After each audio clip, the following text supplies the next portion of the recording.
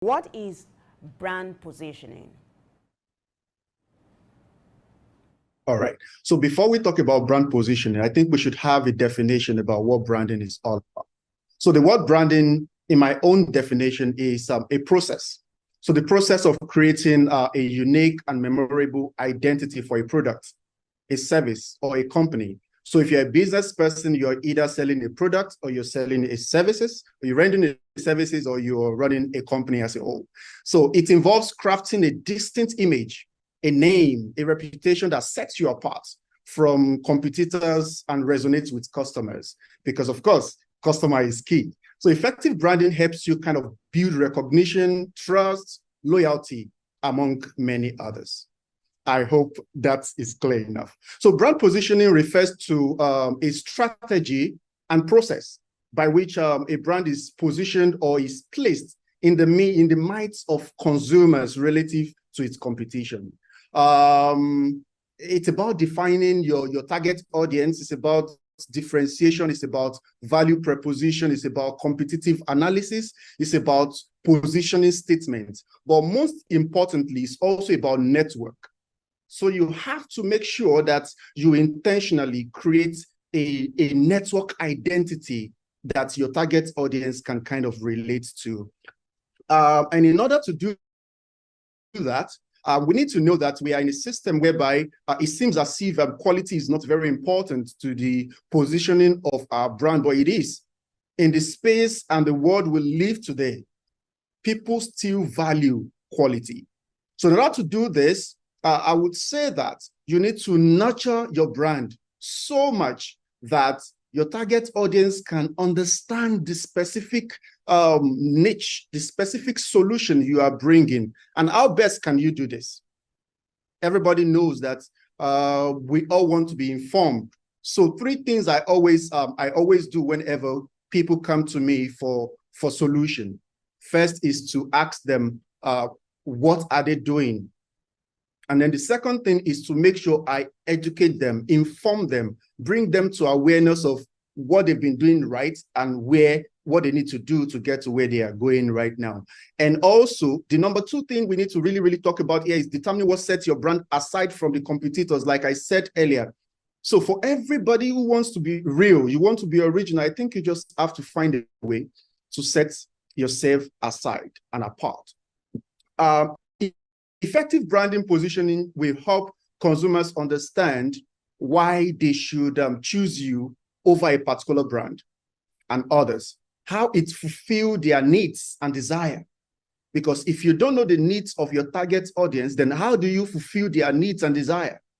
So for every brand that wants to position themselves as, as professional, and you want to make a really lasting impact in your audience, you need to first be very sure of your target audience. And when you do so, it's easier for you to have a very good brand voice, which people can really connect with. Thank you very much. I don't know if you're there, if you can hear me. Yes, I want to come in here. What you've succeeded in doing Hello? is to answer two questions that I've not even asked you, which is fantastic. Now, one of the things you touched on was target audience, which is one of the elements of brand positioning. Are there other elements of brand positioning? Like what differentiates you from others? Yes, value proposition. Value proposition, yes. When you effective communicating the value and advantages that the brand delivers to customers, it's elucidating why it is the superior choice. Because when you have a proposition, it's more like you selling yourself. But what people don't do this day is they just want to sell without necessarily proposing why they should prefer you over others. So value proposition for every brand that is out there is a key, but people fail to do that. People fail to do that. And then the fourth one would be probably competitive analysis. We have to diligently assess the competition. We have to consistently do our research, due diligence about our competitors. And when we do our competitive analysis very well, it kind of unearths opportunities within that has been hidden. You know, you discover so many things you're probably not doing right, so many things you need to improve on, so many things you are already doing well. And that would help you. That's the word competitive analysis. And the last one would probably be positioning statements and crafting a brief, crystal clear statement that encapsulates the brand's distinctiveness or the brand distinctive value and its distinctive position within the market. It helps people to kind of trust your brand even more. To mention a few. Samuel, so your brand is an award-winning one. What was that X factor that set you apart from others? And what is, I should say, though, what is the X factor that sets you apart from others? Okay, I think number one would be God, grace. It's part of the things I actually wanted to mention before. I think it's God and grace. And also, most importantly, the kind of team you work with. It's very crucial for me to work with people that bring peace to the brand. You know, toxicity is something that is all over the place. So one major thing that I think is responsible for anything we are doing progressively happens to be the teamwork. And we have a quote here that says, the team works if the team wants the team to work. It's just what it is. And also, the contributing factor would be probably we don't put money first. The award came as due to what we did for a client. You know, there was a client who came around and the client wanted us to kind of brand for them. And after hearing their stories and their journey, I told them point blank, they don't need rebranding at this moment. They have to work on X, Y, Z. And that saved them about $18,000. And at a point when they were nominating, this particular brand owner was the one who nominated us. And I would say words of mouth goes a long way. The same way I've said before, quality. No one can actually pay for your service. So if you know you're solving a problem, you need to have this confidence in what you do, the service you render, and that would kind of let you reposition yourself in such an expertic way. You're not here to be bought. You're here to render a solution to every individual or every organization. And if that is the solution, if that is what you've brought to the table, then you should focus on improving and helping people. So we have always find a way to solve people's problem and help people, which happens to be our slogan, helping people, helping businesses, branding people, branding businesses. So branding you is helping you rediscovering yourself and what you need to put in place. So it's not necessarily about just money for us, as much as money is very important, but it's not just about money for us. We have always made businesses and people the center of our business. And I think that is one key factor that helps us in being where we are and probably where we will be tomorrow. What I hear you say is customer satisfaction as well as emotional intelligence are factors that set a brand apart, right? Right. I was saying earlier on that it is said that storytelling and evoking emotion in your customers is an important aspect of branding. Would you please paint a picture for us of what this means and examples too, if you will? Okay. First of all, I don't know if you've changed my name from Samson to Samuel, so I'm going to take that. So, all right, back to the question, storytelling and evoking emotion. It actually plays a very pivotal role in building a strong and memorable brand. And here's how they contribute to brand success. Number one thing I want to talk about is connection with the audience. Stories create a human connection. When a brand tells a compelling story, it engages customers in a personal level. People are more likely to form a bond with a brand they can relate to. Second one, when it comes to story and evoking emotion, happens to be memorability. Stories are easier to remember than just dry facts and statistics. When a brand tells a story, it's kind of become more memorable, and customers can recall it more easily when making a purchasing decision.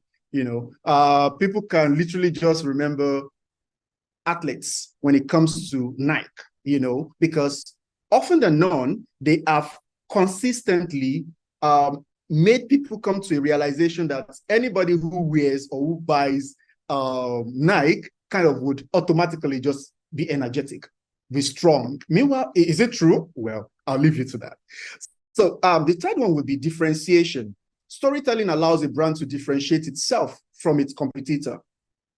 Your unique narrative sets you apart and defines what makes you brand special. Okay? What makes you a brand special, and also what makes your brand also special. Now, we are going to also talk about brand identity. We all have to realize that a well-crafted brand story contributes to a brand identity. It kind of conveys the brand's value, the brand's purpose, the brand's mission, the brand's personality. It helps customers align with those aspects and those facts. It builds trust and credibility.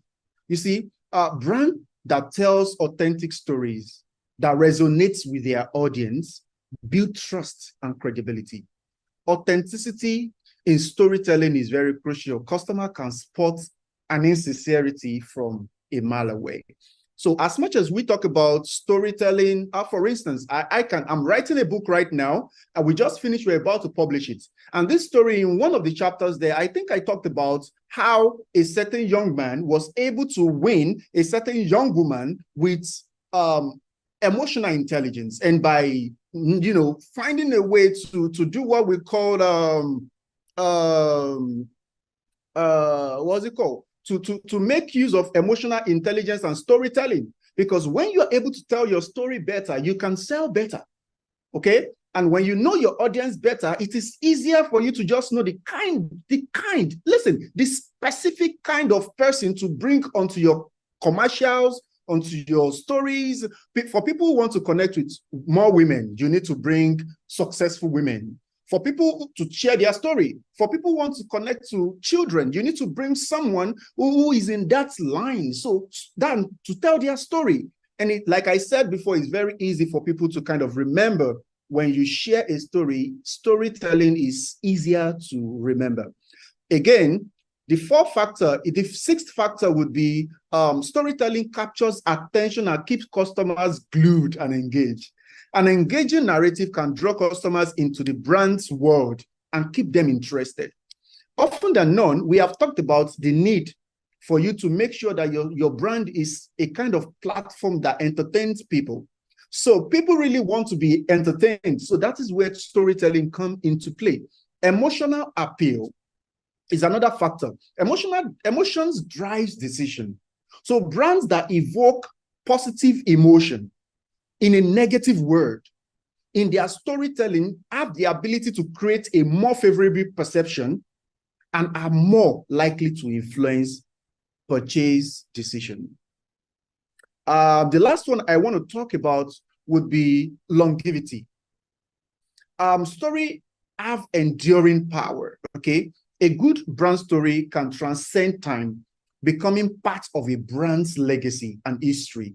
We all know that there are some certain brands that, what's it called? Some adverts, when you hear the song, the rhythms, when we hear anything at all that, we just remember. In Nigeria, there's a movie that everybody would always remember. I mean, what's that movie again? This is Super Story. Anywhere you hear that sound, everybody just go AY and they really just want to go and, start watching the movie. Until today, even though they started so many years ago, when people hear that story, that song, everybody just know what it's really about. I hope I've been able to answer a few questions because I don't know how long I have. So I don't waste too much of a time in explaining emotional emotional intelligence and storytelling and evoking emotion when it comes to branding. Well, you're doing well. You're keeping to time. Don't worry. When we are overshooting, we'll let you know. So this is a question I want to let you know. But fantastic example of what you did about the super story, slogan. That was good. Now, so if you're going to do brand positioning for people or customers in rural areas, would that be different from what you do for people in urban areas? No, no, it's the same. We have a business that is people-centered. It's the same. Whether you're small, large scale, you might not be able to afford all at once, but it's the same process for us. When it comes to branding your logo, we are going to do our due diligence to research about your industry. We're going to take our time to know about your brand story. We are going to take our time to sketch things out. We're going to do our research on your color palette, your industrial color palette, and we put them down. And that's why we say all the time that quality is priceless. And it's even more than priceless. Is unexplainably what's that word again? It's invaluable. It's invaluable. We take our time, whether you're in rural area or urban area, whether you're a startup company or it doesn't matter. We have a process, and that process might take a while to complete, but we take our time to do everything we had to do, regardless of who you are and what business or what industry you have. Fantastic. So it is said that branding inspires employees. I want to tie that up to what you said earlier on when I asked you that what sets you apart or what made you become an award-winning brand. And one of the things you said was grace and teamwork, right? So I want to ask, is it true that branding also inspires employees? Does your brand as a company inspire your own employees? Yes, it does. It does. Do you want me to talk about that? A little bit. Okay. Well, for me, we for our own industry, a strong and well-defined brand can inspire employees in several ways. Okay. We have, and they will have a sense of purpose. For instance, if you want to inspire your employee, what I advise people to do all the time is that employers and employees should wear the same quality of printed t-shirts. So often than not, I find people that, well, I find some companies differentiating, they make payment for a better quality for a certain set of people than others. But in my industry, in my own company, I make sure that, what I can wear is what my staff we wear. Okay, it kind of gives them a sense of purpose, a sense of belonging. It gives them pride and ownership mentality. It helps them to kind of align. And one of the other things that I do all the time when I'm branding, how can you brand to make your employees or employers as well as employee become like unified, is to make sure that they have a clear, unified direction. You see, a well-defined brand strategy offers clarity. And the fact that you have a clear, defined preposition, clarity, mission and vision, and everybody could align, it automatically empowers your team. It automatically gives them this motivation, sense of motivation. It automatically gives them a customer-focused base. It automatically gives them a sense of innovation because everybody is growing. Your company is growing. They know that you are in a branding industry. For instance, I have a very interesting way of rewarding people that work for me, apart from the salary. So, and what I do is probably sometimes I take them out. And what I do also is sometimes I eat with them. Sometimes I sit with them, I joke with them, I gift them things without them even asking. I am solely involved, sometimes even more than their family in their own life, even more than themselves. And it's crazy. The seemingly minute and simple things as you didn't comb your hair, as why didn't you iron your, it's amazing. But I do it all the time. And I know, but everybody cannot be this. But these are some of the few things that I inculcate into my own structure, organogram, that helps my team to feel like, okay, it's like this man is really interested in me. I recognize their efforts and I reward them. We also have a company culture, and the culture is don't talk down on anybody, don't look down on anybody, otherwise we'll take you out. So if you don't bring peace and unity to the team, regardless of how smart, skillful you might be, we just find a replacement. So there is a culture that we must all respect one another, and that has been working for us. That has been working for us. By God's grace, it has. That's all I have to say for now regarding that. That's good. Thank you so much. So what I hear you say is a charity begins at home. It's good. So if, for example, someone just joined in now, doesn't know what we're talking about. It's a small business owner just starting his or her own business, and he or she suddenly realizes we're talking about branding.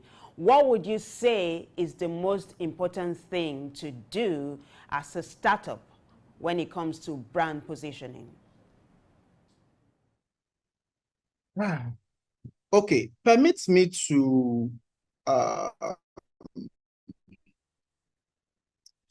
list out just 5 things. I've said before that number one thing is you must, what I'll say first would be, you must know your product market. Product market is very important. Product market, having a product knowledge in the product market helps you to kind of position yourself. It gives you an edge. So what I see people do all the time is they want to make money, and they are focusing on money without necessarily knowing the in and out of their industry.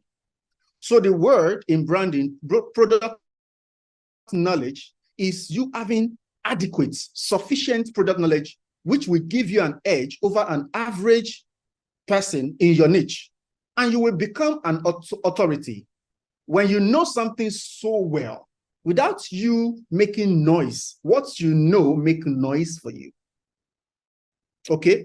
And when you are seen as an authority, automatically you become a consultant. So what I do all the time, and I advise people all the time, is find a way to have more than 100% product knowledge in your industry, whilst you position your business and your brand strategically, selling gradually. Because eventually what happens is that the kind of exposure, the kind of money inflow that consultation in any industry will give to you, even your 10-year salary or profits might not. So people need to realize that number one factor in running any successful business is to have sufficient product knowledge. You can have good graphic design, you can have good logo, and you still don't make any difference. But it's not possible for you to be sufficient in knowledge in your niche and not be known. It's not possible. So number one thing is work on your product knowledge. And number two is, please, branding is a continuous process. Whatever aspect of branding you do part-time, do it well. You can't do all. If you want to focus at the beginning because you don't have the money or the capacity to do everything, if you're going to design a logo, for instance, try to understand that logo is not all about adding dragon and lion and tiger and chicken and, rainbow and all the shades of colors. It's not. It's simplicity, memorability. So you have to find a way to work with a very good graphic designer that follows a certain process and design a very good logo for you part-time. If that is what you want to face, then there is a place for product knowledge, product photography. If you want to do your shoots, find someone. If you can't afford a professional, don't just think that picture is just picture, video is just video. If it's one video that you can do professionally, go for it and do it well. So again, second thing, like I said, is branding is process. You can't do all. So pick one part-time and build it so well and sell it so well. The first one I mentioned, product knowledge. And the third one we've mentioned before, have your target audience clear and distinct. Improve your network base. Those are the four things. The fourth thing I've mentioned are improve your network base. You want to sell 1 million. If your product, for instance, we are branding, logo branding, there are different categories. And the list probably would be from 100, 150, 200. Those are the list. So if you want to brand, let me not even use my industry. If you want to, sell a certain product that you are selling for 50,000 naira and you want to increase the price to 200,000 naira, okay, you need to look for people that can afford that, whilst you maintain the old price for the old market.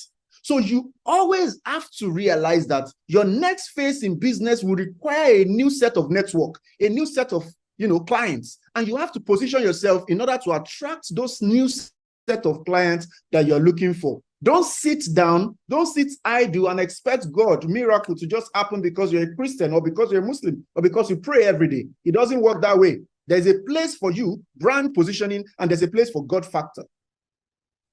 Those are the four things that I probably would advise the person who intend to move to the next level.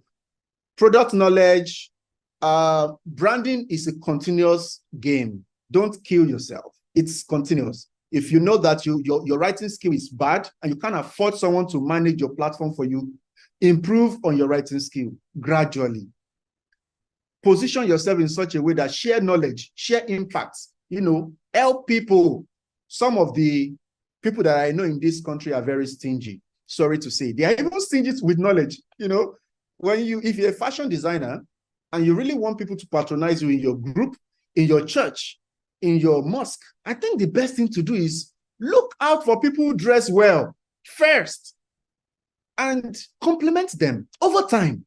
They would be interested in them first, and you will realize that they will be interested in you. So people often want to take without necessarily giving. You say you are an expert, but you saw someone who is wearing a color blind. You can't even tell them, say, sister, hey, this thing is really nice on you, but have you tried toning it down? Or have you tried adding this color? And when the person does, don't even enforce it. Don't impose it. Just tell them to try it out. And I do that all the time. Oh, bro, have you tried this? Oh, you should do that. Not because I want them to patronize, but eventually what happens is they regard you, they see you, they start noticing you, and eventually they become your clients and you can get money from them, I hope I've answered your question. I think I'll stop there for now. You have answered me, Samson. That's fantastic. So what I hear you say is diplomacy and relationship matters in brand positioning. And then something Jermaine you also said was you don't just sit down and have apples fall onto your lap, right? You have to work. It's a partnership between you and God.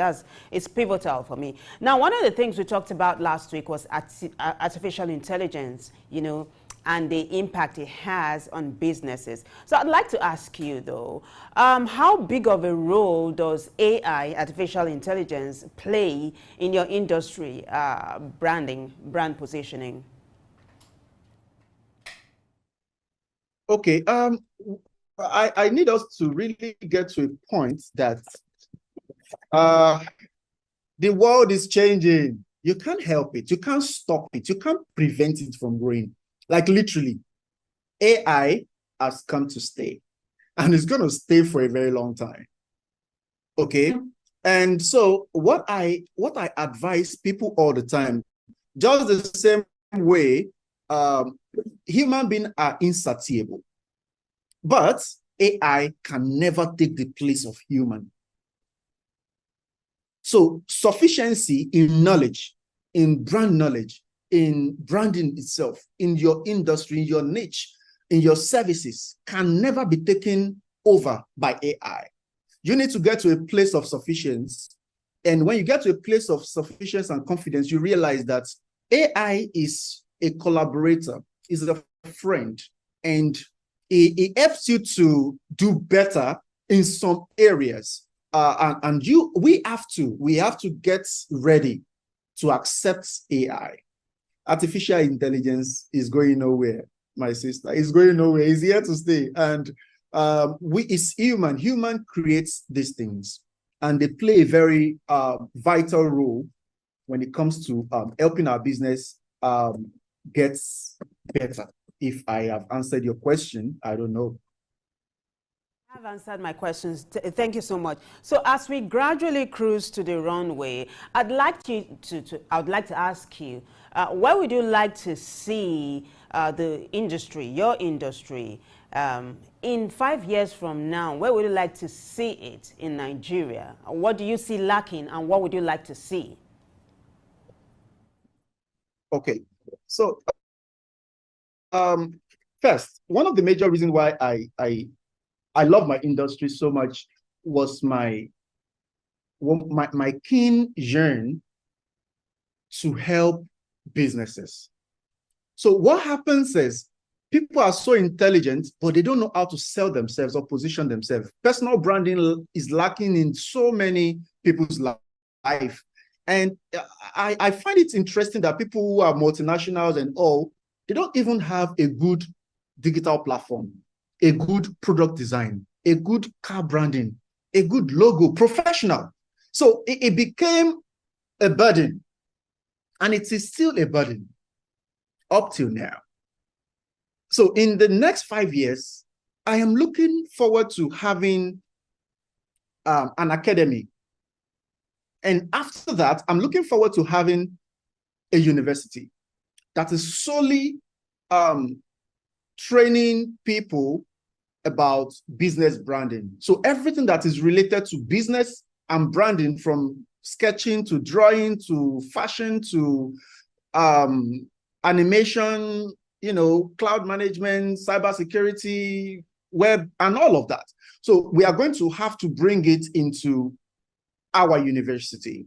And it is solely to change a lot of things in Africa, so that you would really start positioning yourself professionally and competing with multinationals in the world. So I look forward to that in the next 5 years. I look forward to several youth, new businesses coming up with very strong branding and all of that. So that's all I look forward to. I look forward to a very bright future for us, Baselinks. I look forward to a very bright future collaborating with the world best brand experts in the world, business tycoons and all of that all over the world. I really look forward to holding an award as the world best brand company. We are working our asses off as a company, as a team, to better the world, to better the industry, one step at a time, one step at a time. And you guys should look forward to our book. One is about branding. The other one is about My Mistake, My Past. The other one is about snippets. And the last one would be, I've forgotten. So they are just 4. They will be coming up. Basically, it's just personal branding, business branding, and also personal life snippets that would help younger ones and also older ones to understand and take precaution in this world as it is right now.